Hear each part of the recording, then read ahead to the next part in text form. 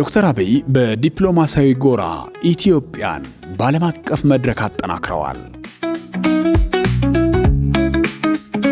ሀገራችን የብሪክስ አባል መሆን የቻለችው በክቡር ጠቅላይ ሚኒስትሩ የሰላ የዲፕሎማሲ ውጤት ነው።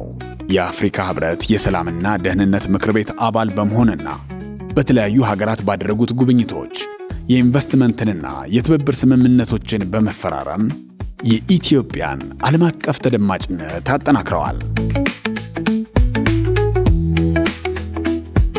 ወደ ኢትዮጵያም የህንድ፣ የተርኬ፣ የፈረንሳይ፣ የጣሊያን፣ የተባበሩት አረብ ኤምሬትስ፣ የጅቡቲ፣ የኬንያ፣ የእስራኤልና የሌሎች ሀገራት መሪዎችም ኢትዮጵያን ዋና የዲፕሎማሲ የስበት ማዕከል አድርገዋታል።